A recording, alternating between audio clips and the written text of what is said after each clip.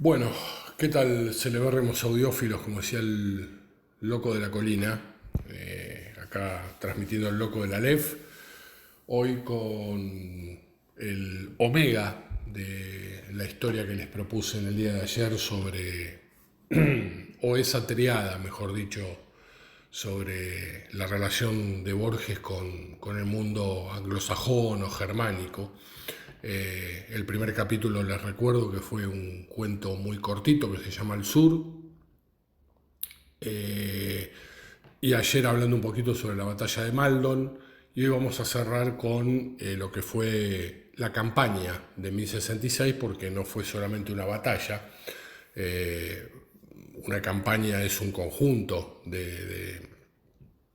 digamos, de movimientos operacionales que derivan digamos, en encuentros bélicos, pueden derivar sí o no, no necesariamente, pero bueno, en estos casos sí se derivaban en encuentros bélicos, digamos, a campo abierto en forma definitiva para, digamos, terminar de definir disculpen la repetición, una situación dada.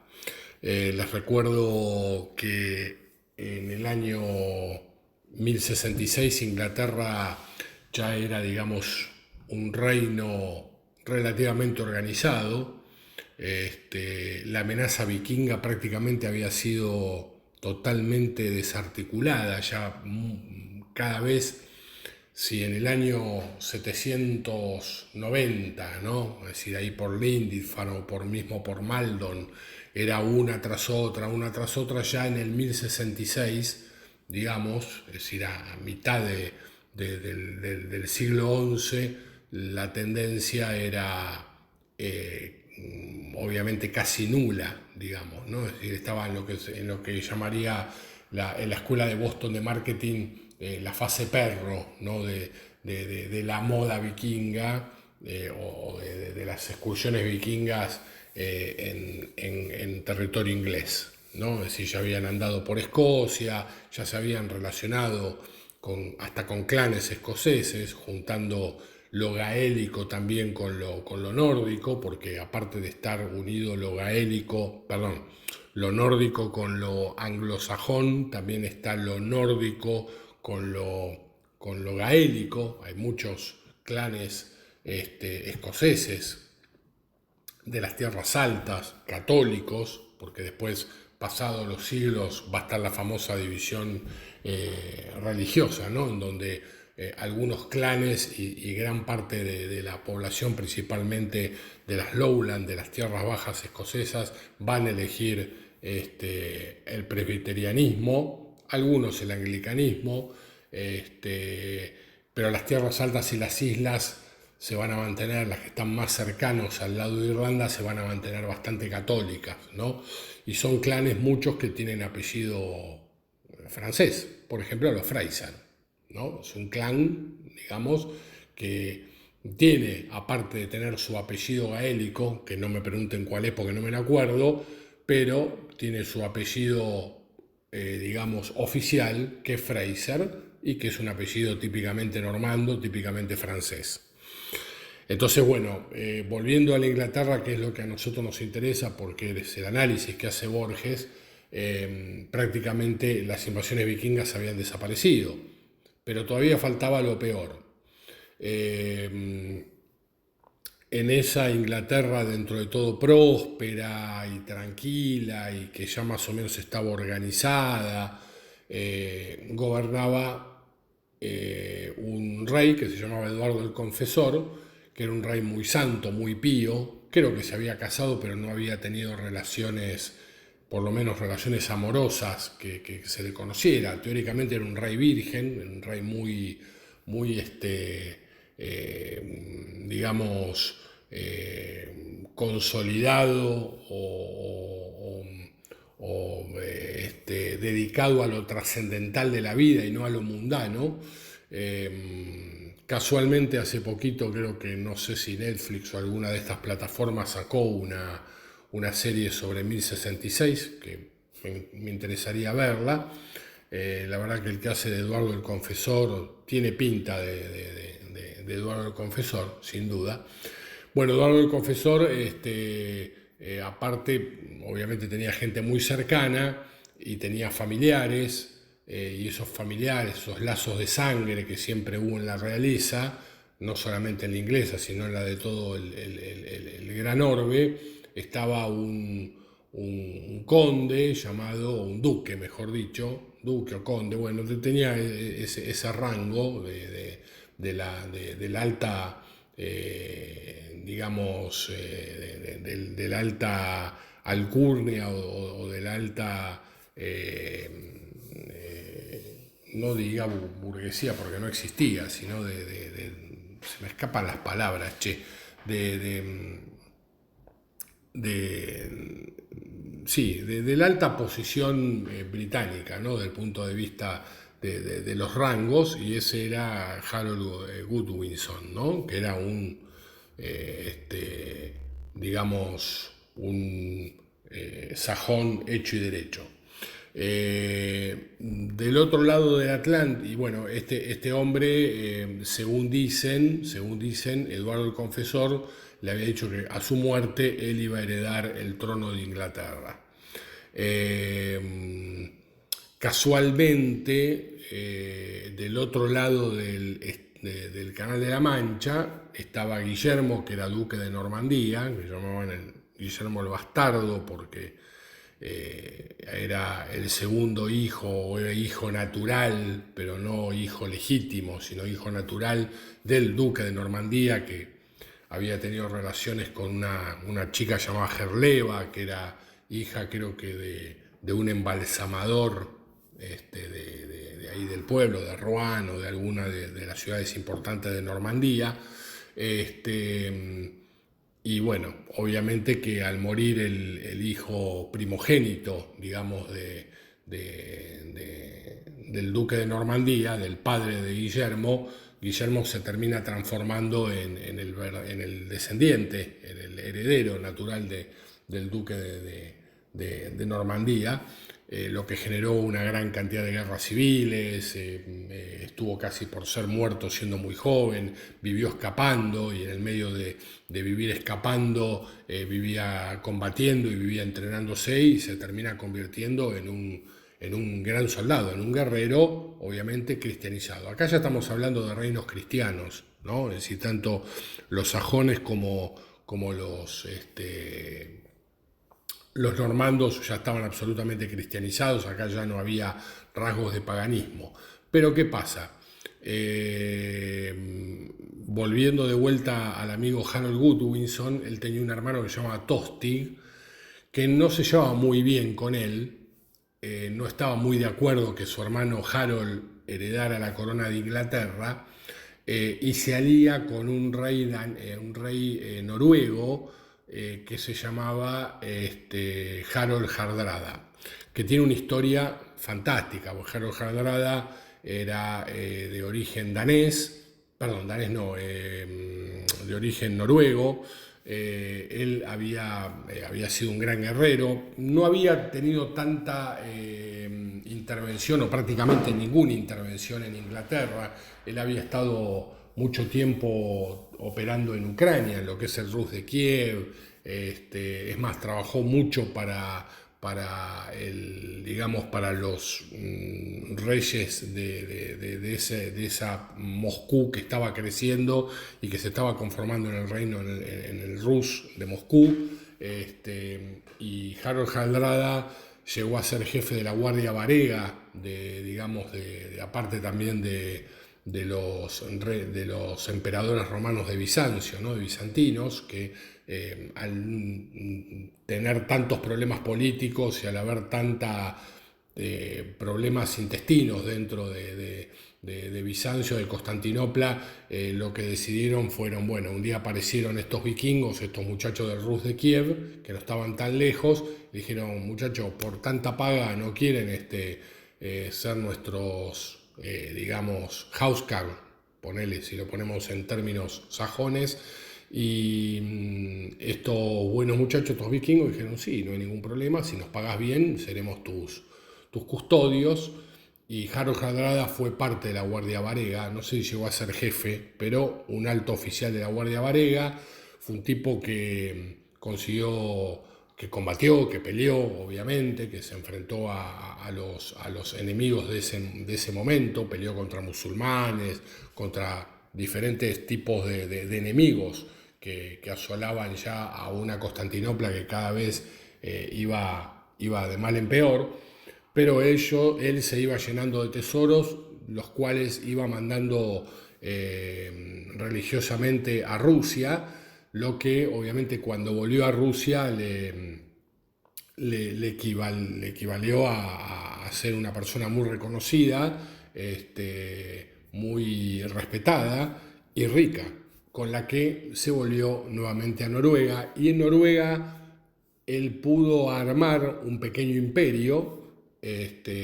Recordemos que en aquella zona el que tenía poder era el que tenía plata verdaderamente. Si los nórdicos eran muy prácticos en este sentido, y como bueno, obviamente ya habían dado por todas las partes del mundo conocido, le había ido bien, dijo, bueno, a ver, ¿qué parte podría yo reinar y terminar mis últimos años tranquilo, en plena gloria, haber tenido una buena vida, ser recordado para toda la vida?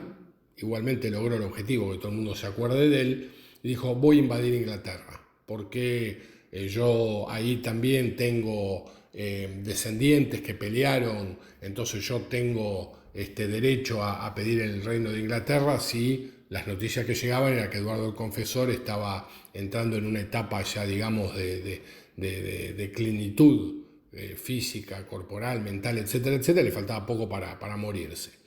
Entonces, bueno, junto con Tostig, es el que Sajón hacen el contacto. Tostig seguramente es el que le da la inteligencia, los datos, para poder armar esa, digamos, esa invasión, ese plan de invasión, para poder presentarse ante las costas norte de Northumbria, ¿no? Es decir, en la parte de York, en Inglaterra, para reclamar el título, ¿no?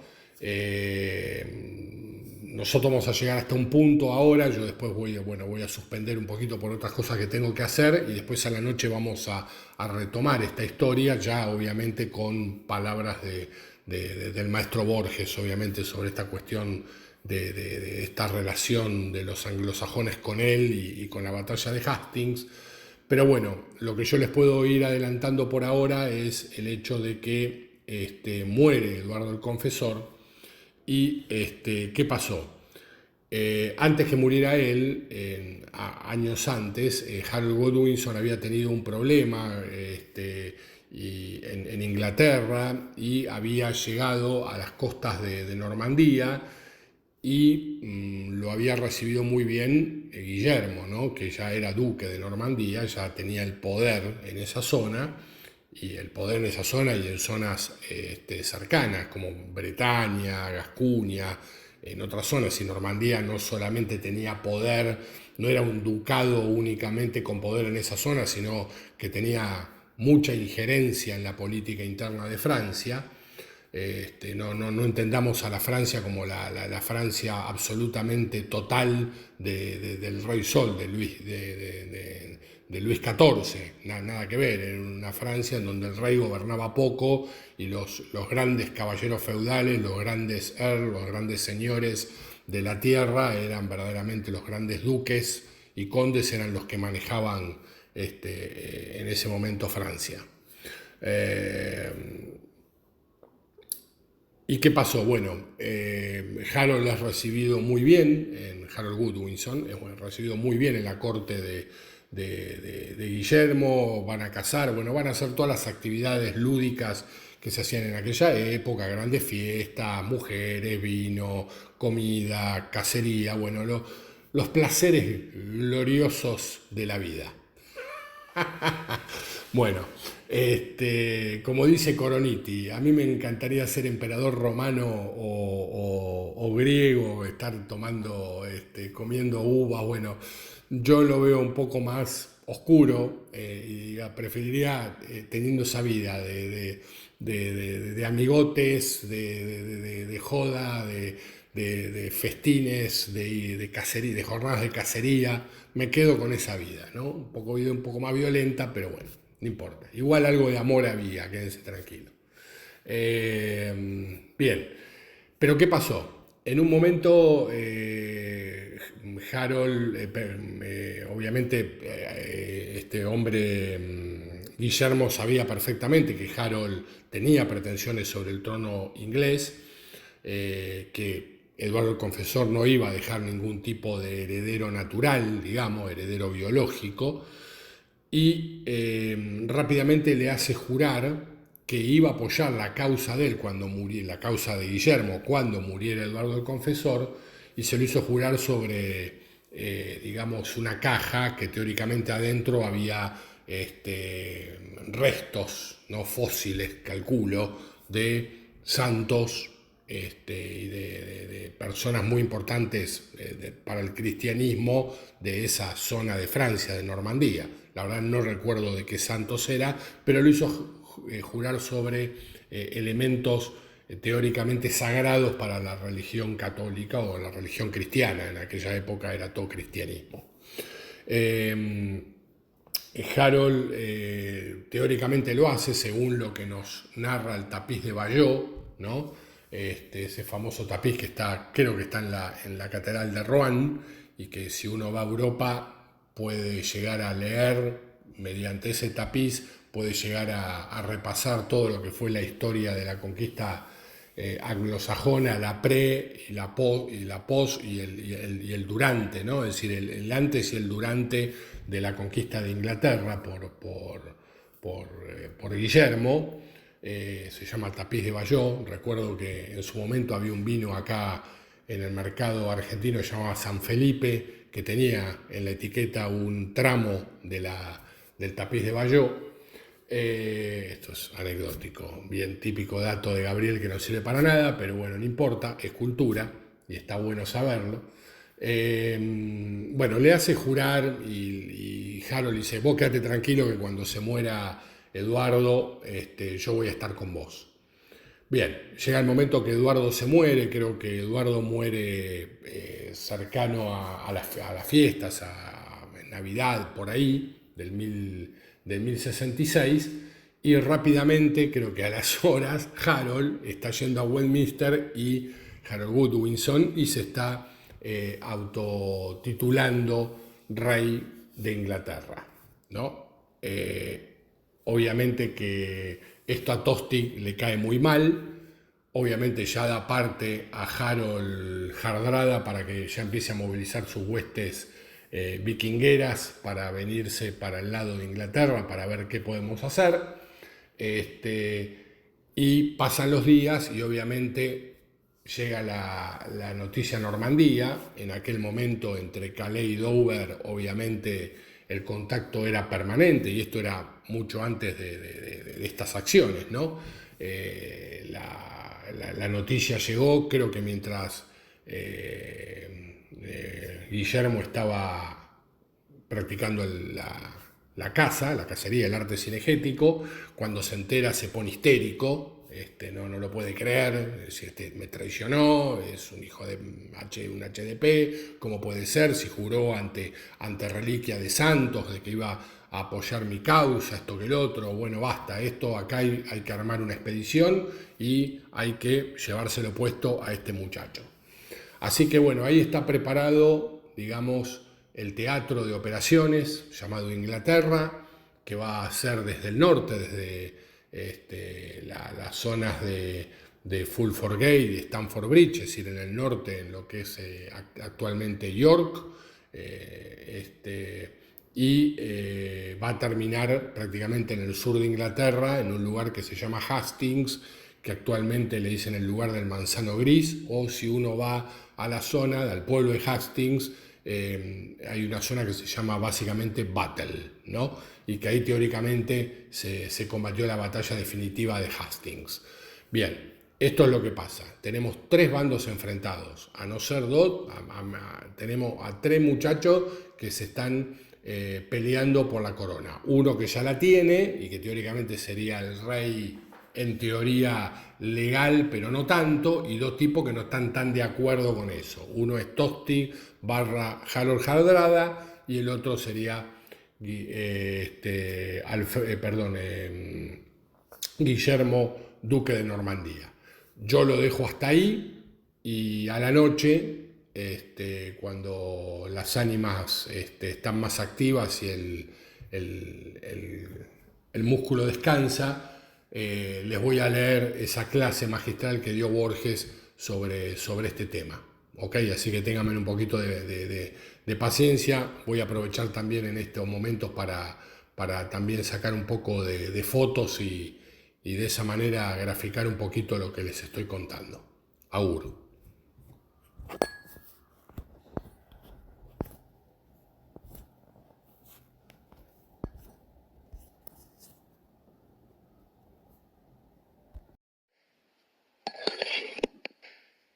Bueno, llegó la noche.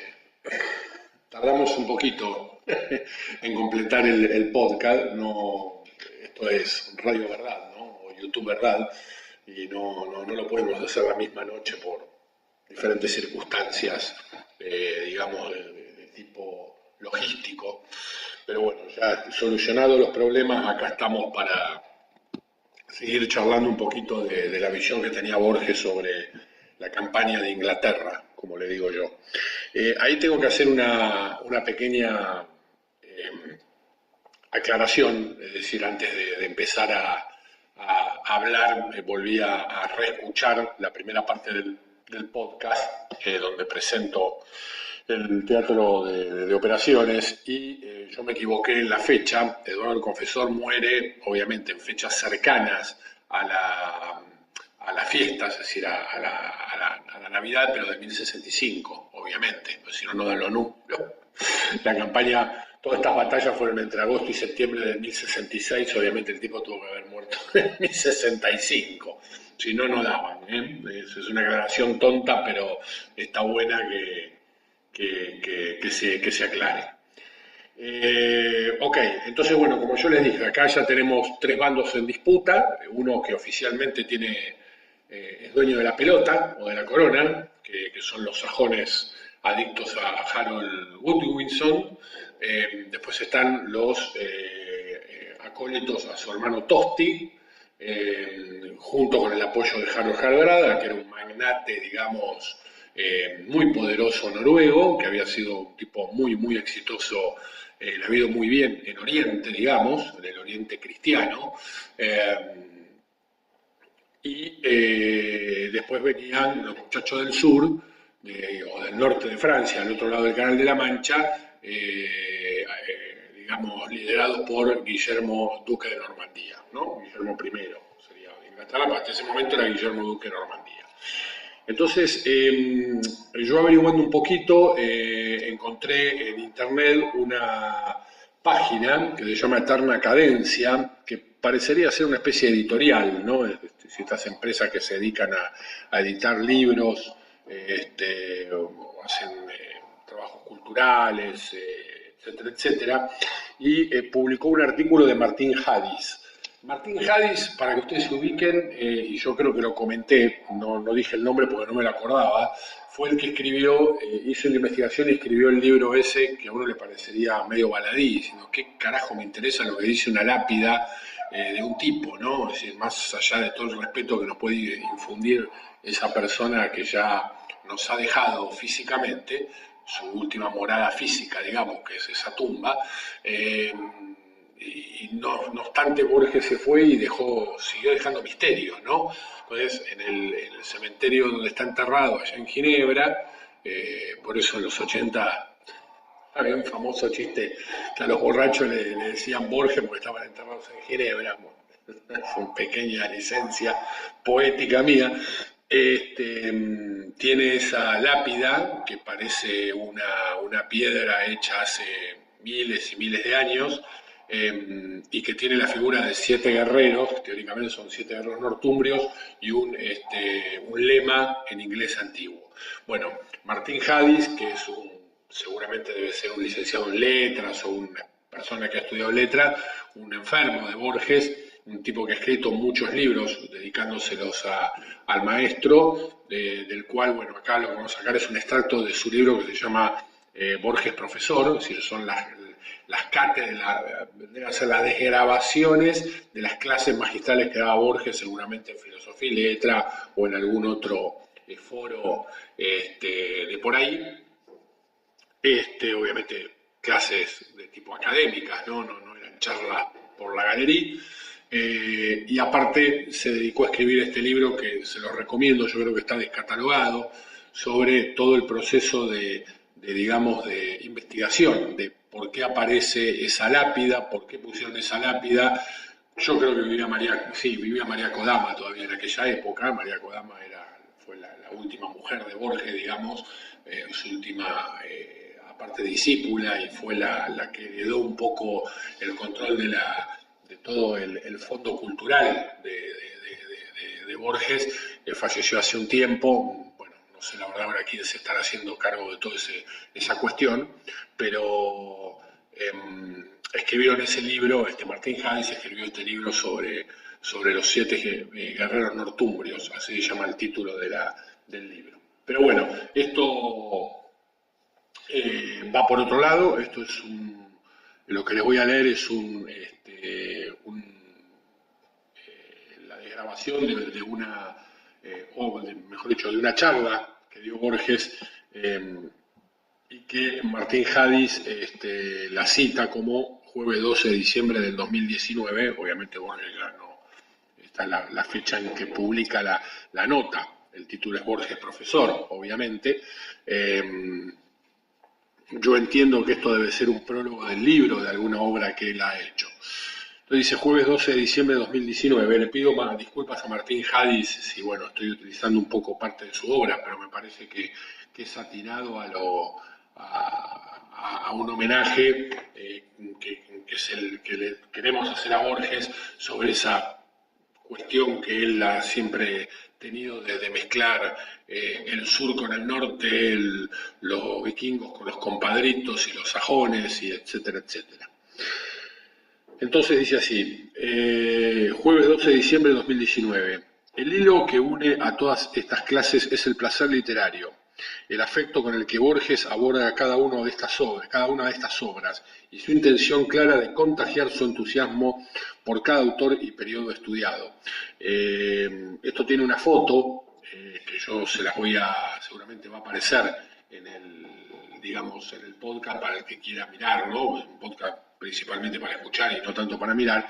Una foto en donde hay un montón de grabadores en la mesa donde Borges está dando la charla. No se olviden que en aquella época eran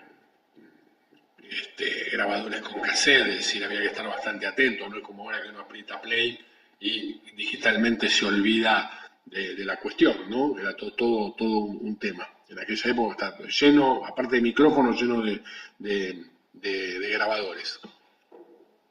Ok, entonces Martín Hadís nos dice, editar este libro fue como correr, es decir, Borges Profesor, ¿no?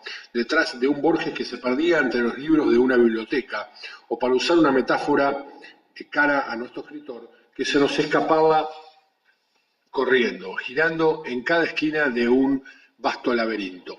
No bien encontrábamos el año o la biografía que buscábamos, Borges se nos adelantaba y desaparecía detrás de un ignoto personaje o de una oscura leyenda oriental.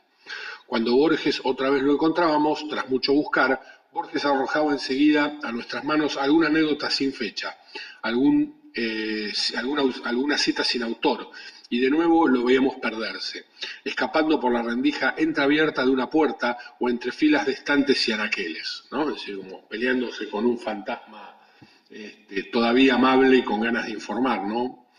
Para recuperar sus palabras, lo seguimos por las páginas de incontables enciclopedias y las salas de la Biblioteca Nacional. Lo buscamos en las páginas de sus libros y en decenas de conferencias y entrevistas. Lo encontramos en su nostalgia del latín, en las sagas del norte y en los recuerdos de sus colegas y amigos. Cuando llegamos por fin a nuestra meta, habíamos recorrido más de 2000 años de historia, los 7 mares y los 5 continentes.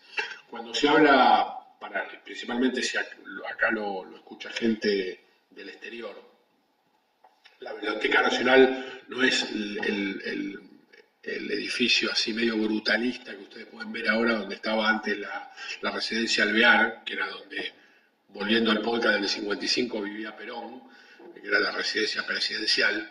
Eso se demolió y se hizo la Biblioteca Nacional, que se tardó años en construirla y en ponerla en balde, digamos, y en ponerla operativamente como biblioteca. No me puedo quejar, la he visitado varias veces, está muy buena. Sino la vieja Biblioteca Nacional que está acá en la calle México, si mal no recuerdo, en pleno corazón de San Telmo. Ahí es donde Borges fue el director de esa institución. Es decir, si uno quiere más o menos sentir un poco la presencia borgiana, se tiene que meter en esa biblioteca antigua, de la cual también la conocí, faltaba poco para que la cerraran, ya para empezar debía tener 14, 15 años, habré ido a hacer un trabajo especial para el colegio. En aquella época no había internet, dependíamos de las bibliotecas y fuimos a la Biblioteca Nacional y estuvimos en la sala de lectura con un compañero mío, yo ni me acuerdo quién era, de ese viejo lugar por donde Borges era muy señor, era su sumo sacerdote, ¿no? Como se suele decir. Unamuno decía eso, ¿no? Que en la Universidad de Salamanca, en el Templo del Saber, era su sumo sacerdote. Eso se lo dice a Millán Astray. Bueno, así que estamos hablando de ese edificio antiguo que está remodelado, está puesto en valor. Calculo que ahí sigue funcionando un anexo de la Biblioteca Nacional, pero la central ahora está obviamente en Palermo. Bueno, continuamos con el texto. Pero Borges nos esperaba tranquilo y sonriente. Correr de la antigua India al medioevo europeo no lo había fatigado. Pasar de Caedmon a Coleridge era para él moneda común.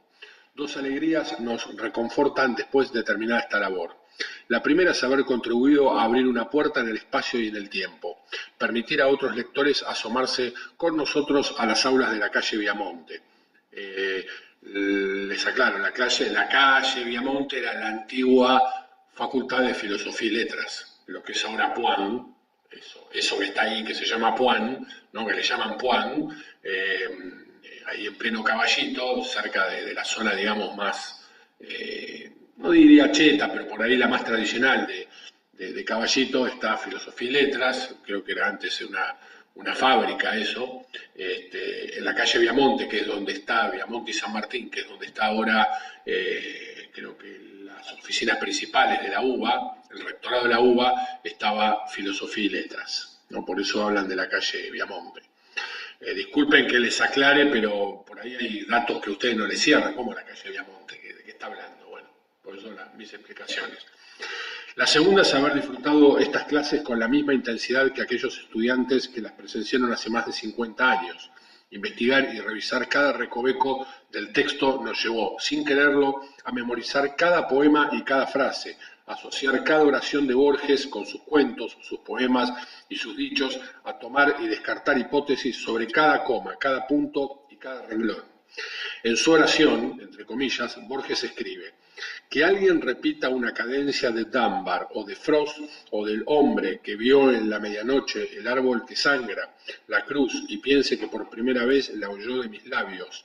Lo demás no me importa. Al terminar este libro, el lector encontrará que recuerda con placer líneas de Wordsworth y de Coleridge, que la música de William Morris lo ha hechizado, que personajes remotos como Hugh O'Neill o Harald Hardrada, aquí aparece uno de nuestros muchachos guerreros, se han vuelto familiares, que gracias a Borges resuenan en sus oídos los hierros de la batalla de Bronnanburg o los versos anglosajones de la visión de la cruz. Borges sonreiría satisfecho. En las 25 clases que conforman este curso, Borges nos lleva en un verdadero viaje por la literatura inglesa, tan cercana a sus lecturas y a su obra. Este viaje, que comienza en las nieblas del tiempo con la llegada a Inglaterra de anglos, jutos y sajones, continúa luego con las obras de Samuel Johnson. Se detiene en Macpherson, los poetas románticos y la época victoriana. Nos ofrece un panorama de la vida y obras de los prerrafaelitas y termina en el siglo XIX en Samoa, con uno de los escritores más cercanos a Borges, Robert Louis Stevenson. He enseñado exactamente 40 trimestres de literatura inglesa en la facultad. Más que enseñado, he tratado de traducir el amor de esa literatura, dijo Borges una vez. He preferido enseñarles a mis estudiantes no la literatura inglesa, que ignoro, pero sí el amor de ciertos autores, o mejor aún de ciertas páginas, o mejor aún de ciertas líneas. Y con eso basta, me parece. Uno se enamora de una línea, después de una página, después del autor.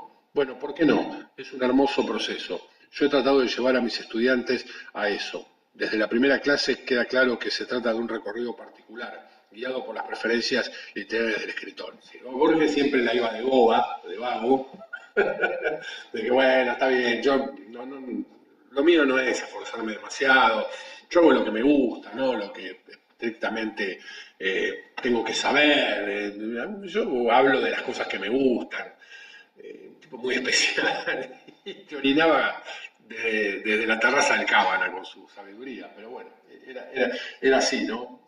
Un fenómeno.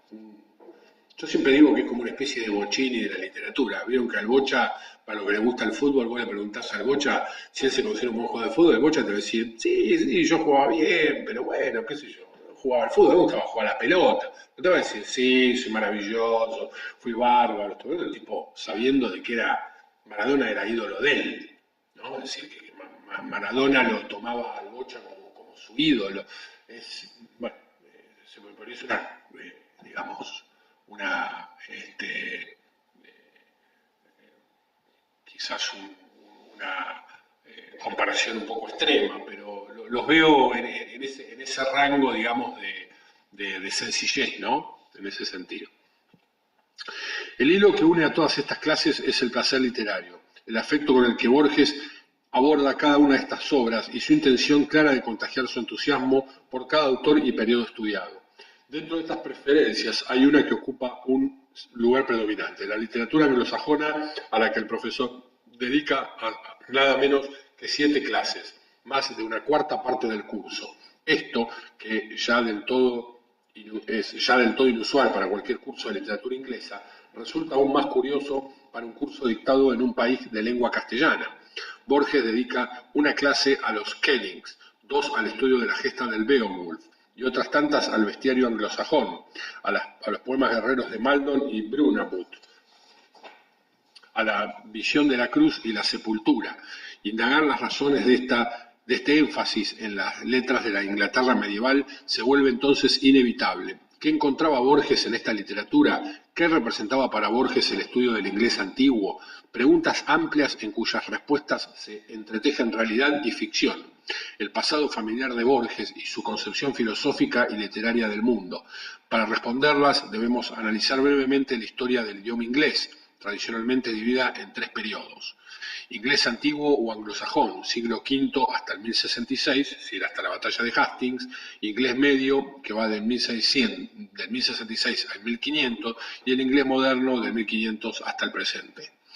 El anglosajón, primer estadio de la lengua inglesa, es una forma arcaica que conserva muchas de las características del germánico común, entre ellas 3 géneros gramaticales. Tenemos así sustantivos masculinos como el seeor, el hombre, o se-hearing, el anillo, neutros como baet-us, la casa, o paet-bok, el libro, y femenino como seo-sune, el sol, o seo-guo, la batalla.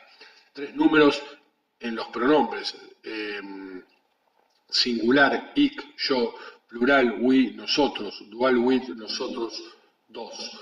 Un complejo sistema de conjugación de verbos, 5 casos de inflexión y numerosos paradigmas de declinación de sustantivos y adjetivos, junto con un vocabulario casi puro, influido al comienzo apenas por unas pocas palabras de origen celta y latino.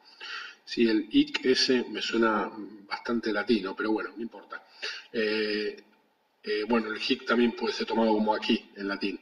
Se trata pues de una lengua del todo incomprensible, incluso para los habitantes del inglés moderno, de los hablantes, perdón, de inglés moderno, quienes deben estudiarlo como si fuera un idioma extranjero para poder entenderlo. Vaya a modo de ejemplo el anal correspondiente al año 793 del manuscrito de la crónica anglosajona, ¿no? Bueno, acá nos lo lee Borges, yo no lo voy a leer porque es pasaría vergüenza y no tengo ganas de hacerlo. Así que el que tiene ganas de leerse la crónica anglosajona,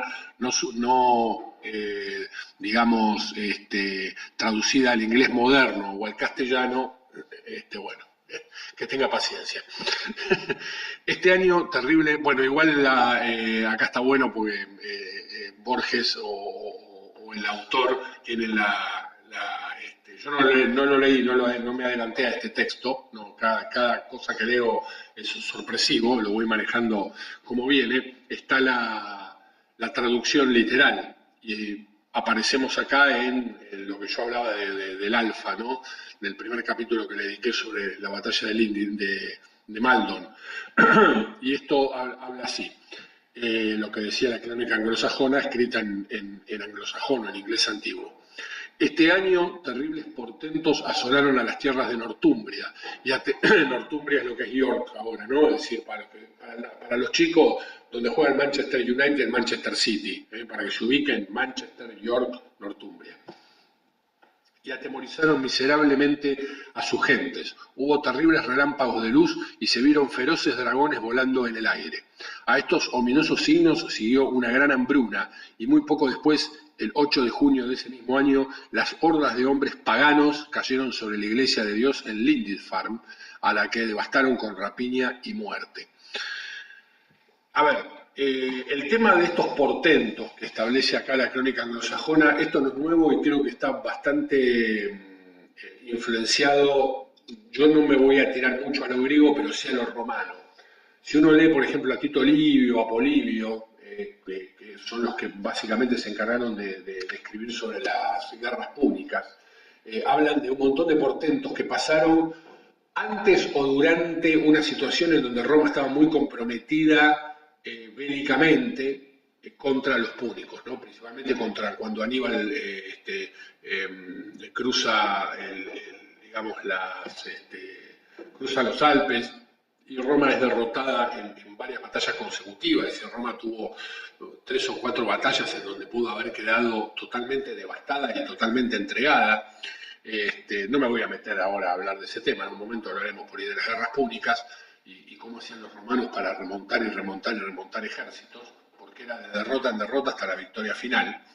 Pero hablaban de esto, de los portentos, de que en un lugar del Lacio nació un chancho con 3 cabezas, en un lugar del Samnio nació, no sé, un pato con 5 colas, un rayo cayó en el templo de Júpiter en tal lugar, bueno, cosas así, que ellos llamaban portento, y era como que eran aviso de los dioses, como que, bueno, los romanos estaban haciendo las cosas mal, o lo que fuera, y bueno, eso obviamente activaba un montón de, digamos, acciones para teóricamente calmar la furia de los dioses, que esto es normal en casi todas las, digamos, las civilizaciones, que son los sacrificios. Los romanos no eran de hacer sacrificios humanos, tendría que haber una cagada muy grande para que eso pasara. Tenía que estar recomendado en los libros civilinos o mandarse más allá del trato que le podían dar a los enemigos, ¿no? Que los largaban por la roca Tarpeya y todo eso, pero por ahí entre ellos, quizás por ahí, como yo les contaba, lo de las virgen vestales, que rompieran con su promesa de castidad y fueran sorprendidas en acto amoroso, y como no se las podía matar violentamente, se las enterraba en vida. Pero digamos que los romanos, para el sacrificio humano, ya bastante se mataban ellos entre ellos mismos y contra otras tribus, así que no necesitaban mucho sacrificio humano entre ellos, eran bastante carniceros. Pero bueno, el tema de los portentos naturales veo que también se repite en la crónica anglosajona, ¿no? Para justificar un poquito lo que pasó verdaderamente, que fue esta expedición de paganos del norte que afectaron la abadía de Lindisfarne. Que el inglés antiguo fuera el ancestro remoto de la lengua inglesa, tan querida por nuestro escritor, es explicación suficiente para justificar su interés en estudiarlo. Las composiciones que el profesor Borges analiza en sus clases se encuentran entre las primeras escritas en una lengua que podríamos llamar inglesa. Pero el idioma anglosajón tiene para Borges dos atractivos adicionales. En primer lugar, posee una significación personal. Se trata de la lengua que hablaban los ancestros remotos del escritor por vía paterna. Su abuela, Frances Haslam, había nacido en Staffordshire. Quizás no sea más que una superstición mía, escribió Borges una vez, pero el hecho de que los Haslam hayan vivido en Northumbria y Mercia, que eran dos reinos que forman parte de la etarquía sajona, o anglosajona, o como se las llama hoy Northumberland y las Midlands, me vincula con un pasado sajón y quizás también danés. Midland, felicitación al club, al funebrero de Merlo, que ascendió al Nacional B, que sorprendentemente tiene un nombre muy borgiano como Midland.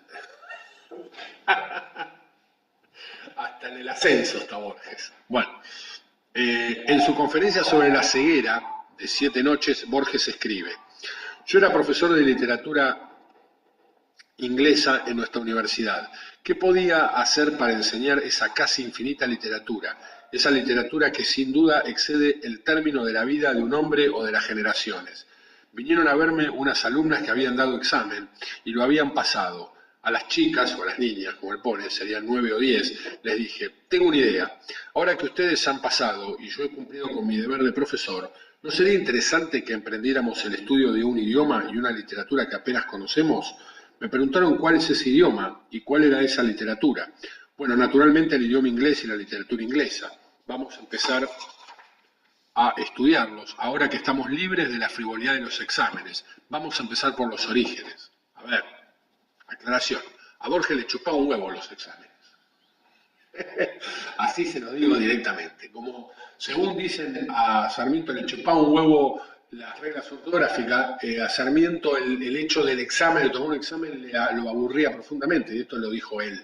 Es decir, ¿qué gano yo y qué gana el alumno? Preguntándole, diciéndome, yo contento a mi casa de que el alumno sabe quién fue, no sé, Rudyard Kipling, o si Kipling escribió The Man Who Would Be King, sí o no. Por eso, bueno, él generalmente charlaba sobre obras, digamos, como si fuera una charla de café, los debía probar a todos. A ver, esto Borges sabía que básicamente si el tipo se iba con un 4 o se iba con un 10, eso no justificaba de que iba a ser un gran escritor, un escritor mediocre, un mal escritor, o no iba a escribir en su puta vida ese alumno. Y que esa calificación no le iba a dar el prestigio para poder construir un puente o para operar a una persona. ¿A qué voy con esto? La cuestión de que si uno la pifia en las ciencias sociales no es tan grave como hacerlo con ciencias o técnicas duras, ¿no? A eso me refiero. Si tenía un criterio que estaba más allá de todo, ¿no? En ese sentido. Por eso lo aburría mucho.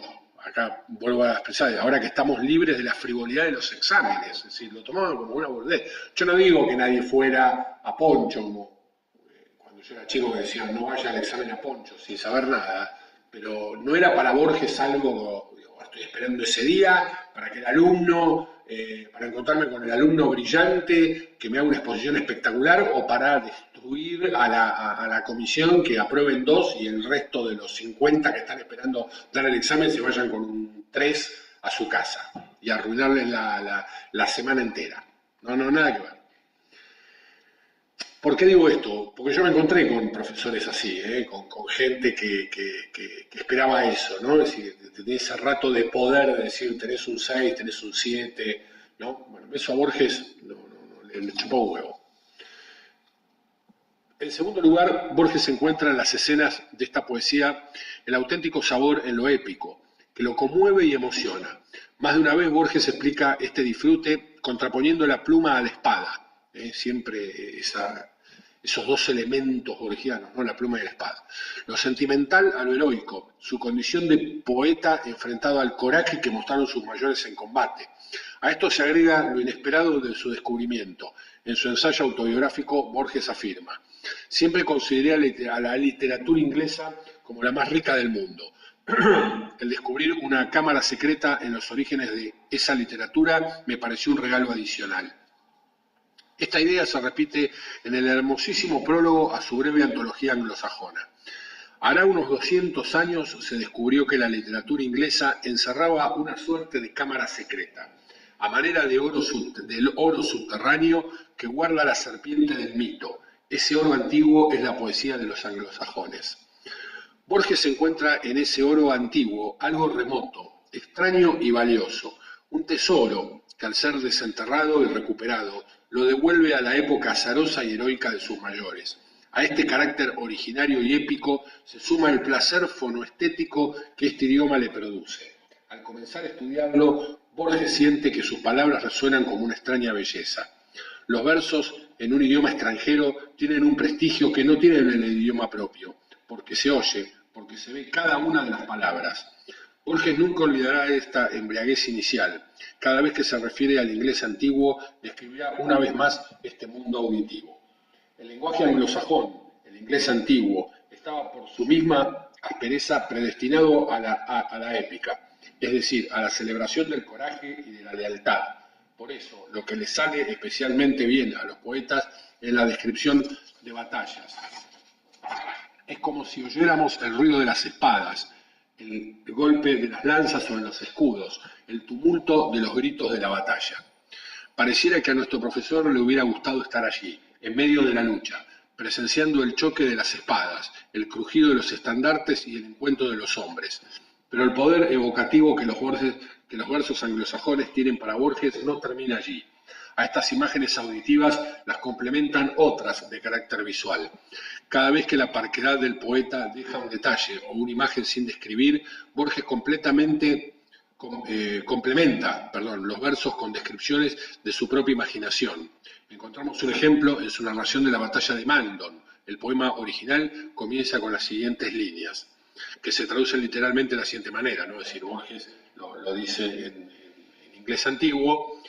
Le ordenó entonces a cada guerrero que dejara atrás su caballo, que lo enviara lejos y que avanzara. Acuérdense que los sajones siempre combatían a pie, es decir, el caballo lo usaban como mero elemento de transporte, digamos, ¿no? Como mero instrumento logístico, pero el combate, operacionalmente ellos, en la táctica específicamente, se movían a pie, combatían a pie y las estrategias eran siempre a pie. No había una concepción del arma de caballería, como después obviamente va a traer Guillermo el Conquistador. Esto creo que lo voy a tener que agregar un poquito yo al final de este texto. No creo que Borges se meta en los, digamos, vericuetos, en ciertos detalles técnicos bélicos de aquella época. Ni los latigazos ni ningún equivalente a la querencia figuran en el texto original. No nos consta que los guerreros de Byrnot tuvieran fustas a la mano, y el poema anglosajón no indica el lugar a donde debían ser enviados sus caballos. El alcalde, el alderman, solo ordena que los alejen. Son estos agregados de Borges, que tienen tal vez poco que ver con la Inglaterra medieval, pero que contribuyen sin lugar a dudas a acercar la batalla de Maldon y a los protagonistas de este combate del siglo X a nuestro país y nuestra época. Al continuar el estudio de este poema, Borges recrea el paisaje y la escena inicial del combate. Entonces, el alcalde les dice que se formen en fila. Más allá se verían las altas naves de los Vikings, esas naves con un dragón en la proa y con velas rayadas, y los Vikings noruegos habían desembarcado ya. Una vez más, la descripción de Borges es una versión libre, enriquecida por su imaginación. La orden del alcalde, si se encuentra en los versos de Maldon, pero ni las altas naves, ni las velas rayadas, ni el desembarco de los vikingos figuran en el poema, cuyo comienzo se ha perdido. Borges, sin embargo, necesita imaginar la escena en detalle para que la acción comience a transcurrir. Los sajones ven cómo van desembarcando los vikingos. Podemos imaginar a los mismos con sus yelmos ornamentados de cuernos, ver que llega toda esa gente. Bueno, ya sabemos ahora que los vikingos no usaban cuernos y toda la historia, ¿no? Sí, el famosa dibujito de Olaf el vikingo, eso es todo bulo, como dicen los españoles. Estas descripciones parecen verdaderas películas y Borges, de hecho, asocia estas imágenes visuales con con el cinematógrafo en más de una oportunidad. Y luego entra en escena, porque este poema es muy lindo, un muchacho. Y este muchacho tiene un halcón en el puño. Es decir, estaba entregando algo que se llama casa de altanería o cetrería. Y hay algo que ocurre, algo que un director cinematográfico aprovecharía ahora. El muchacho siente que las cosas van en serio y entonces deja que el querido halcón vuele al bosque y entre en la batalla, ¿no? Una especie de dron, ¿no? Imagínense ahora en estas guerras de Ucrania o en lo que fue la guerra del Sukkot, ¿no? Entre esta operación que hizo Israel sobre la franja de Gaza, ¿no? Donde vimos mucha acción de dron. Una cosa más o menos parecida, ¿no? Digamos. Igual procedimiento utiliza al describir la batalla de Stamford Bridge. Acá ya entramos a lo que sería la campaña de Inglaterra, ¿no? La campaña final por el trono inglés. Y dice, el ejército sajón salió con 30 o 40 jinetes. Podemos imaginarlos cubiertos de hierro.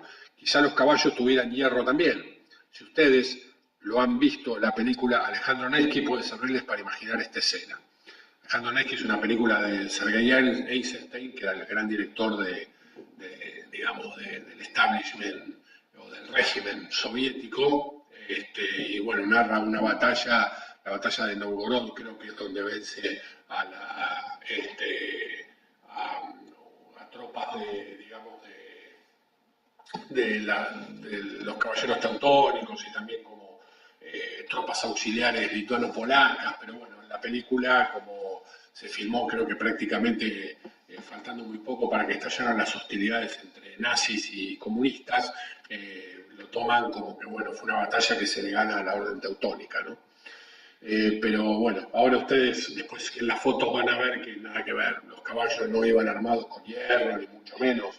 Todavía faltaba bastante el concepto del rastrero, del caballo de guerra pesado, eso es muy francés, aunque obviamente los normandos lo llevan a Inglaterra, pero ese concepto de caballería muy pesada, digamos, como primigenia idea digamos, de un arma acorazada, es muy francés continental. Igual procedimiento utiliza al describir la batalla de Stamford Bridge. El ejército sajón sale, bueno, esto ya se lo dije. Como si se trata, discúlpeme, pero bueno, me cuelgo hablando, no marco lo que leí, lo vuelvo a repetir, ya me ha pasado en varios podcasts esto, perdón. Bien. Como si se tratara de film de acción, las descripciones de Borges nos sumergen en la tensión de los versos. En su rol de profesor, Borges no solo describe y analiza, sino de alguna manera insufla vida, significado y movimientos a estas obras épicas. En esta misma sensibilidad, o es esta misma sensibilidad, lo que lleva a Borges a entretejer en estas clases historia y leyenda, mito y realidad, sin las restricciones que imponen una conferencia o el número de páginas de un manual. Borges despliega aquí su costumbre de mezclar hechos reales con ficción literaria, desdibujando los límites de esos dos ámbitos que en el universo borgiano se desdoblan siempre para luego fusionarse. Así, en su descripción de la batalla de Hastings, la batalla final, digamos, para la campaña, después obviamente han venido batallas por ahí más pequeñas que uno no conoce tanto, que fue desarrollando Guillermo para ir conquistando las plazas que no se iban rindiendo, obviamente, ¿no? Entonces, acá dice, así en su descripción de la batalla de Hastings, Borges intercala un episodio poético de Heine o hechos legendarios tomados de la gesta Regum Anglorum de William de Malmesbury, en su explicación sobre las expediciones vikingas, irrumpen citas de la Crónica de los Reyes de Noruega, obra que combina verdades históricas con material de carácter legendario o ficticio. De más está decir que no se trata de descuidos, sino de una actitud coherente con la cosmovisión del escritor. A Borges, para quien la historia representaba por momentos una rama más de la literatura fantástica, le preocupaba menos la realidad de los hechos que el goce literario o la emoción que produce cada relato o escena. Así, al explicar las razones que llevaron a la batalla de Stamford Bridge, nuestro profesor se lamenta.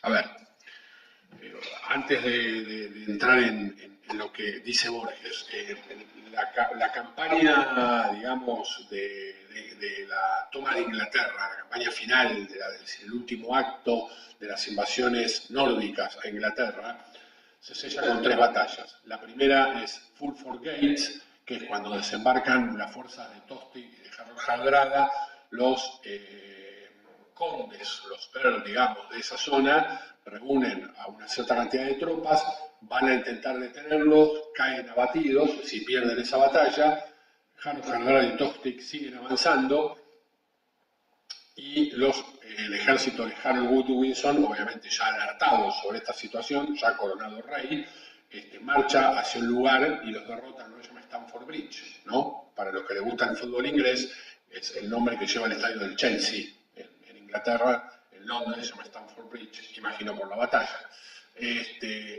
Una vez que termina esa batalla, en donde Harold Godwinson derrota a su tocayo, Harold Hardrada, y creo que también a Tostig lo pasa de hueso, más allá de que fuera su hermano, rápidamente del norte, pues estamos hablando del norte, casi el límite con Escocia, tiene que bajar hacia el sur, hacia Hastings, a enfrentar una nueva invasión, que es la que venía por el lado de Normandía, y donde obviamente va a terminar derrotado, y ahí es donde va a comenzar la etapa de la historia anglosajona, ¿no? Que después, un par de siglos después, va a derivar todos estos problemas feudales y problemas de derechos, de tierra, y de porque yo tengo más tierra que vos, te tengo que estar brindando homenaje, va a comenzar la famosa guerra de los 100 años, ¿no? Entre Inglaterra y Francia, que no duró 100 años, sino que duró 116 años, y otra vez me pregunto cómo Francia, derrotada una y otra vez, la flor innata de su caballería, la flor innata de su nobleza, pudo remontar ejércitos y dentro de todo terminó ganando la guerra,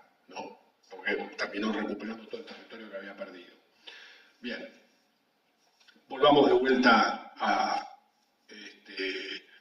Borges. Entonces, así él dice, así al explicar las razones que llevaron a la batalla de Stamford Bridge, nuestro profesor se lamenta. Tenemos pues al rey Harold y a su hermano, el conde Toste o Tostig, según los textos. Ahora, el conde creía que él tenía derecho a parte del reino, que el rey debía dividir Inglaterra con él, es decir, entre los hermanos dividirse el reino. El rey Harold no accedió y entonces Tostig se fue de Inglaterra y se hizo aliado del rey de Noruega, a quien llamaban Harold Hardrada. Hardrada el resuelto, el duro. Es una lástima que tenga casi el mismo nombre de Harold, pero no se puede modificar la historia, ¿ok? Es decir, por eso Hardrada era de resuelto, de duro, de decidido. Me había olvidado de contarles. A Borges le gustaría cambiar nada menos que los nombres de los protagonistas para mejorar la calidad literaria de este episodio. En conclusión, no importa si en realidad hubo un vikingo que saqueó una ciudad creyendo que era Roma. No importa si el rey Olaf Haraldsson poseía en verdad una agilidad extraordinaria. No importa si el juglar Taillefer entró realmente en Hastings haciendo malabarismo con su espada. Más allá de su veracidad puntual, estas escenas tienen valor por la atmósfera que contribuyen a crear.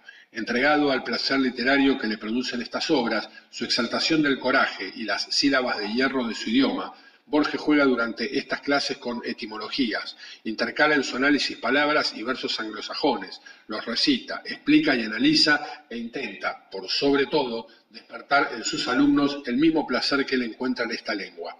En otras palabras, Borges siente la necesidad y la vocación de compartir este oro antiguo. En las últimas líneas de la gesta, los guiatas afirman que Beowulf era un guerrero gentil, amable con sus súbditos y ansioso de alabanza. Sabemos que Borges era un hombre gentil. Nos consta que no le interesaba la fama. Podemos estar seguros, sin embargo, de que hubiera recibido con agrado el título del que lo hace merecedor este curso, que se llama Beagifa, dador de anillos, distribuidor de tesoros, repartidor de riquezas, expresión que utilizaban los anglosajones para subrayar la generosidad del rey al repartir el oro entre sus hombres. ¿Ok?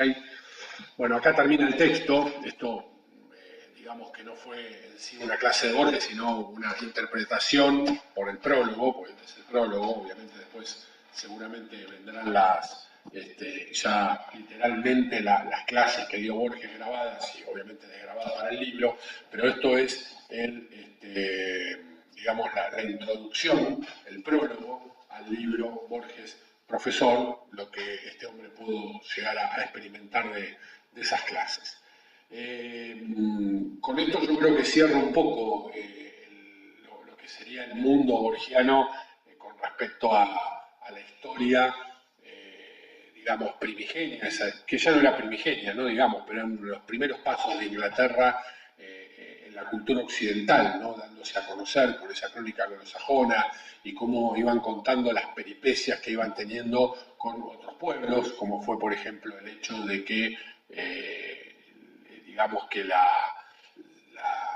cultura nórdica los marcó muy fuerte, quizás por ahí más que la cultura romana, en ese sentido, si no, por ahí estarían hablando un idioma por ahí más latinizado, aunque el inglés que se utiliza actualmente, quizás por ahí un académico o un profesor de inglés no estaría tan de acuerdo con lo que a mí, con lo que yo digo, pero a mí me parece que esto de la batalla de Hastings como definición, o lo importante que tiene la batalla de Hastings, más allá de su definición táctica y su definición política, las causas, las consecuencias que acarreó, fue también un tema cultural, un hecho de poder mixear dos idiomas, uno que venía de raíz latina, de la raíz romance, como era el francés, hablado por tipos que venían de hablar desde su cuna una lengua germánica, como era la nórdica, para mezclarse nuevamente con otra lengua de origen germánico, ¿no? Y crear este idioma inglés que digamos, para los que hablamos español nos resulta, yo soy muy malo hablando inglés, siempre me costó, no es que me costó, siempre he sido un vago para los idiomas. Ya desde chico me acuerdo que mi madre me quería mandar a estudiar inglés porque mi hermana estudiaba y desde chica y hablaba muy bien, pero yo la verdad que siempre me negué, ese nacionalismo estúpido que tuve. Bueno, el mismo de creer a mis 9, 10 años que Borges era un vendepatria, pero bueno, ahora entiendo por qué le pegaban tanto a Borges y más en la década del 80, ¿no? Es decir, porque era un tipo que estaba comprometido con la cultura anglosajona, con la cultura inglesa, comprometido no, era un tipo que amaba, quería, estaba absolutamente abducido y enamorado de esa cultura, como, no sé, Ludovic Squirrel puede estarlo con la cultura china, nada más que, bueno, Borges escribía obras de arte y Ludovic Squirrel escribe horóscopo, pero no importa, no hablo mal de Ludovic Squirrel, lo cual es una mujer que tiene un gran nivel cultural, el padre creo que fue siempre, estuvo en el servicio exterior argentino y creo que estuvo de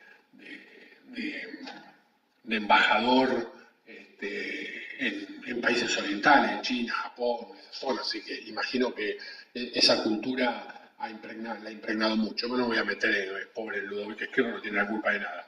Pero me parece que a Borges le fustigaba mucho eso, ¿no? Y el tema de que las cuestiones estas, digamos, mundanas del día a día le importaban tres carajos. Decía, Borges vio que Boca y River empataron 1-1 y Borges decía, ¿qué me importa? Está bien, felicitaciones, muchachos. No me voy a poner a hablar de fútbol. Hubiera estado bárbaro, genial, porque seguramente la gente se hubiera parado a escuchar lo que Borges opinaba sobre un partido de fútbol, pero no le debía interesar, obviamente. No tenía por qué interesar. Pero yo creo que en la década del 80, post-Malvinas, fue muy fustigado. En aquella época todas las personalidades importantes de la cultura sí o sí tenían que pasar por alguna relación con la política de finales de los 70, principios de los 80, estamos hablando de la dictadura militar. No zafó nadie, Favaloro, Maradona, es decir, todos los que ahora los progres levantan como bandera de resistencia y todo eso, toda esa gente en algún momento le tuvo que dar la mano principalmente a Videla. Entonces, digamos que no podemos echarle la culpa a nadie en ese sentido. Uno vive esclavo de sus circunstancias y después, obviamente, en la historia se juzgará cómo se ha manejado y cómo te manejaste y cómo te dejaste de manejar. Si darle la A ver, si yo voy por la calle y se me cruza, no sé, Cristina Kirchner y me saluda y me da la mano, hola, ¿cómo le va? O sea que la tengo media de vecino, digo, ¿qué tal? ¿Cómo le va, Cristina? No la voy a escupir ni nada por el estilo. Y si me sacan una foto con ese criterio, no van a tomar, mira, Gabriel se convirtió en kirchnerista porque está saludando a Cristina. Bueno, pasó, Cristina me saludó, la saludé y listo. A mi viejo Alfonsín lo saludó en el baño de un velorio y por eso mi viejo nunca fue alfonsinista. A ver, seamos un poquito. Pero bueno, el tema Borges, toda la cuestión Malvinas, por eso, bueno, el famoso poema que él escribió comparando estos dos chicos, ¿no? Un argentino con un inglés, los dos más o menos se dedicaban a lo mismo, hacían las mismas cosas, y ahí creo que mete un poquito el temita del fútbol, que se enfrentaron en una isla. Bueno, ahí está un poquito el estado de ánimo de Borges, que no debía ser del mejor, y creo que le habrá sacado un par de años de vida, porque no se olviden que 4 años después fallece, ya era un hombre muy grande, ¿no? Obviamente, y tenía bastantes achaques, pero yo creo que el tema de Malvinas lo habrá conmocionado en grado sumo, no lo habrá podido creer, y bueno, por eso ese famoso poema que seguramente se lo habrá dictado a María Colama o a alguna persona, bueno, ya creo que no creo que pudiera leer, ya estaba prácticamente ciego para el año 82, y bueno, y creó ese poema como una especie de catarsis, para sacarse de encima un poco todos esos fantasmas que seguramente lo debían estar atormentando, justo hablando de una época en donde está bueno para sacarse de encima fantasmas del pasado. ¿Okay? Así que bueno, señores, con esto termina un poquito el tema de Borges y la campaña de Inglaterra. Yo acá les voy a recomendar dos, digamos, productos culturales muy interesantes. Uno es un libro, por supuesto, y el otro es un juego, un videojuego, muy interesante. Pero es un videojuego, no un Total War ni todas estas cosas, sino es un juego que tiene principios, que ahora le voy a explicar bien, tiene hasta principios casi ajedrecísticos. Y es un juego gratuito, pero muy interesante para poder meterse en la historia. Es más, hasta se podría llegar a hacer una película. Bueno, le dije que en Netflix, creo que salió, en alguna de estas plataformas, salió la miniserie sobre 1066. No sé cómo estará porque como carezco de esas plataformas no la pude ver. Pero para hacer un breve resumen, ¿qué pasó en Hastings? Bueno, Hastings, digamos que es una típica operación anfibia, es decir, movimiento buque a tierra, para hablar en términos técnicos modernos. Fue todo un trabajo terrible lo que tuvieron que hacer los normandos, ya que, bueno, tuvieron que armar una flota casi de la nada. No se olviden que ellos operaban con caballos, así que tenían que, aparte de llevar buques para transportar hombres y equipo, también necesitaban elementos, es decir, buques para transportar caballos. No es digamos, el Canal de la Mancha un lugar muy interesante para navegar si está enojado, y está enojado prácticamente los 365 días del año. Entiendo de que se habrán regido por la Guerra de las Galias, de Julio César, en donde Julio César comenta más o menos cómo le fue con los famosos cruces que hacía desde la Galias y de lo que es Flandes ahora al sur de Inglaterra. Es decir, no fue Guillermo el Conquistador el primero en invadir Inglaterra, lo hicieron obviamente los romanos, y Julio César es el que tenía el expertise, por lo menos para contar, che, a ver, ¿quién hizo algo antes de esto que nosotros la verdad que no lo hicimos nunca, más allá de que, bueno, eran vikingos y estaban acostumbrados a hacer movimientos buque a tierra, pero no de esta dimensión, porque, claro, los vikingos cuando atacaban también peleaban generalmente a pie, por ahí llevaban 1 o 2 caballos para los jefes, pero no más. El caballo lo podía llevar en cualquier lugar, digamos, más o menos apretado. Pero acá había cambiado la doctrina militar. Los normandos se habían convertido en gente a caballo, es decir, habían inventado la famosa doctrina del Conroy, o el Conroy, mejor dicho, que son 4 o 5 soldados a caballo juntos, digamos, operando en paralelo, rodilla con rodilla, cargando con escudo y lanza al ristre. Es decir, esto es la base de lo que después iba a ser la caballería pesada francesa. Es decir, había un montón de cosas que ya complicaba la doctrina esa militar, complicaba, y la operacional complicaba terriblemente la logística. Así que bueno, tuvieron que obviamente armar toda una gran flota, aparte de normandos iban bretones, bueno, iban otras tropas de tinta auxiliar que no eran normandos, digamos, de la zona estrictamente, que habían nacido en Normandía. La acción, digamos, la operación fue bendecida por el Papa, ya que él decía de que, bueno, de que Harold Godwinson había renegado del juramento que había hecho sobre reliquias sagradas. Entonces, bueno, el Papa, no recuerdo el nombre de ese Papa, bendijo la causa de Guillermo. Recuerden que eran ya todos cristianos, creo que hasta Harold Hardrada también ya se había cristianizado, no había paganismo, ya era toda una cuestión entre cristianos, entre hermanos. Y bueno, el Papa le manda no una bandera, sino una especie sí, digamos que una especie de bandera o de estandarte bendecido para la causa, ¿no? Es decir, como diciendo, bueno, esta es la causa de Dios, es tu causa, esta es una acción para recuperar a Inglaterra, para Dios, Inglaterra para Dios, en cierto sentido. No tenía ningún tipo de característica de cruzada, pero acá no había que convencer, ni matar, ni convencer paganos. Es decir, esto era una cuestión de poder absoluto, pero bueno. Fue bastante complicado poder poner toda esta operación en marcha, porque los vientos, acuérdense que obviamente en aquella época los buques eran a propulsión eólica, digamos, no como la tarada esa que el año pasado en TikTok se puso contenta porque había empezado a navegar un buque de gran calado únicamente con energía eólica y decía que era la primera vez. Bueno, sin palabras. Hasta que, bueno, los vientos mejoraron, calculo que habrán entrado vientos del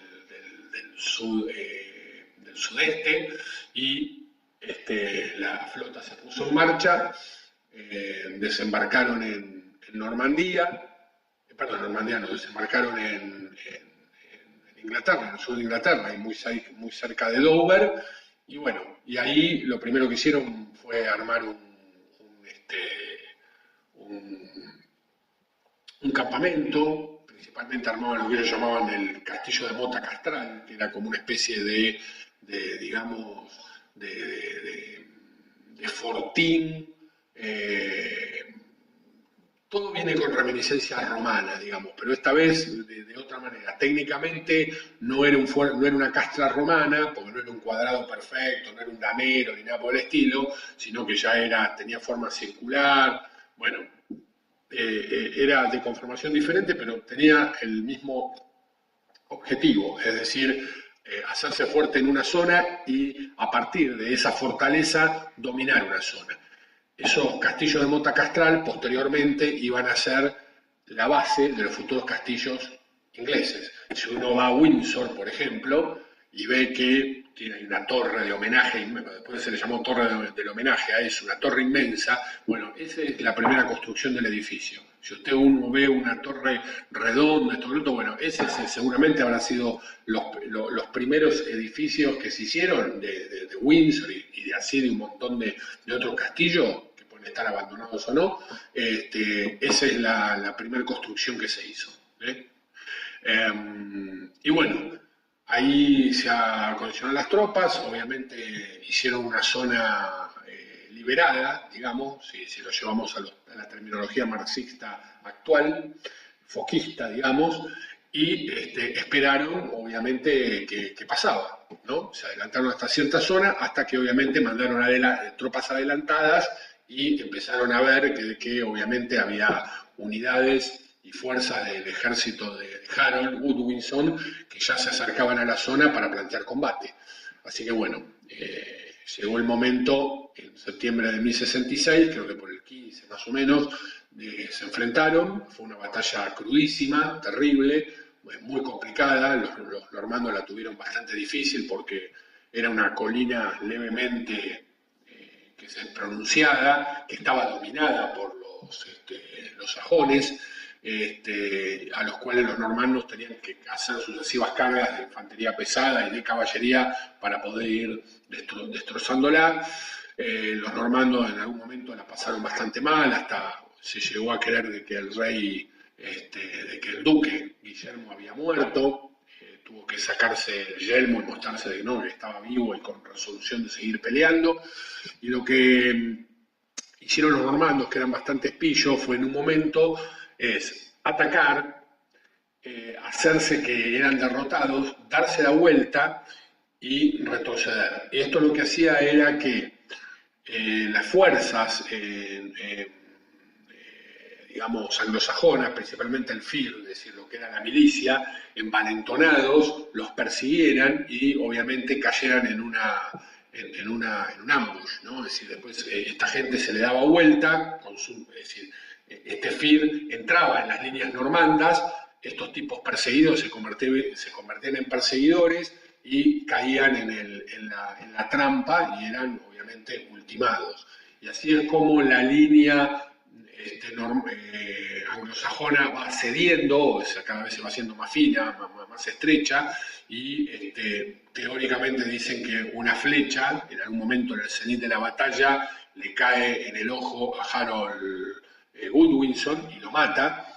Y bueno, y obviamente ahí es como que la moral empieza a decaer, se sigue combatiendo igual. Estos famosos Housecarls o Gardingos que yo le hablaba en el podcast anterior siguen combatiendo, más allá de que su señor haya muerto, y mueren todos con él, ¿no? En esa típica costumbre bien germánica, y que también dicen que se puede ver en las batallas de Guadalete, que ahora creo que tiene otro nombre, están en España, cuando fue la batalla en donde los musulmanes derrotan a las tropas de Don Rodrigo, ¿no? A las tropas visigodas. Bueno, se están haciendo investigaciones y teóricamente no sería, ya ahora la batalla de Guadalete sería la batalla de la Jarma, creo, que le han puesto ahora el nombre, pero igualmente se la sigue conociendo por Guadalete, y ahí también, obviamente, Don Rodrigo muere y también todos sus housecarls, sus gardingos, mueren con él.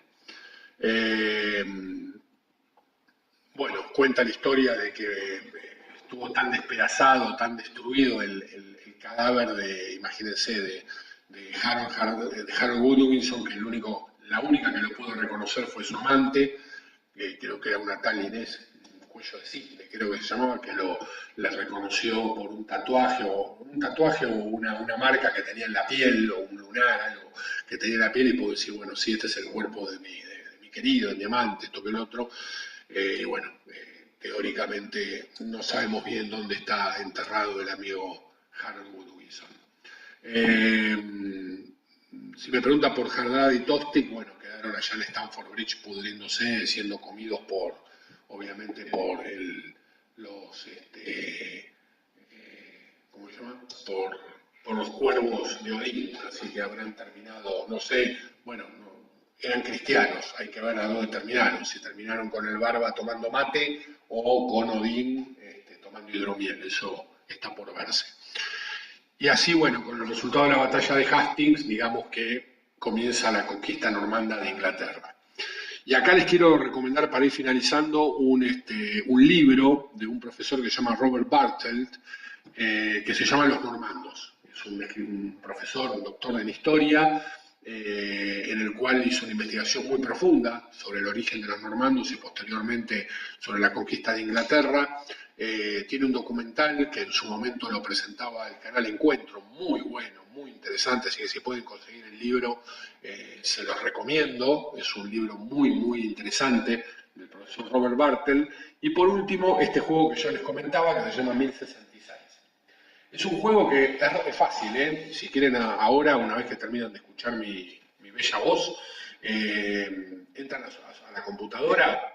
Les recomiendo una PC. También puede ser una notebook. No, es un juego más para entorno Windows que no para entorno Android. porque hay que insultar y toda la historia, es muy divertido. Se llama 1066, están las 3 batallas, Fulford Gates, Stamford Bridge y Hastings, ¿no? En donde uno puede ser cualquiera de los 3 bandos, puede ser vikingo, puede ser Harold Godwinson o puede ser Guillermo el Conquistador, según la batalla que te toque, ¿no? Bueno, de Guillermo te va a tocar una sola batalla, siendo sajón te va a tocar en las 3 batallas, siendo Harold Hardrada en una sola. Pero es muy interesante porque se juega como una especie de ajedrez, podés generar movimientos de tropa, es muy interesante, y lo que tienen que hacer es irse al Google directamente y poner 1066 juego gratuito, ¿no? Yo lo buscaba así. Y van a salir un montón de páginas de juegos gratuitos, no, les aclaro, no está dentro de la plataforma, capaz que sí, porque por ahí hicieron una mejora, yo estoy hablando de un juego que lo jugaba hace más de 20 años, un poquito menos, capaz que ya está mucho más mejorado y está en la plataforma Steam, no tengo idea, pero el común, digamos, lo juegan en estas plataformas de juegos gratuitos que existen y ponen 1066 juego gratuito, 1066 Conquista de Inglaterra para hacerlo más referencial y les va a salir el juego y bueno, y aprendanlo a jugar, va a ser muy, muy, muy divertido. Les recomendaría que antes se lean un poco algo de la historia de las 3 batallas para saber más o menos cómo se movían los 3 componentes, cómo formaban las posiciones, digamos, las posiciones de infantería y de arqueros y de caballería, para poder jugar y poder tener un resultado divertido, ¿no? Es decir, jugar con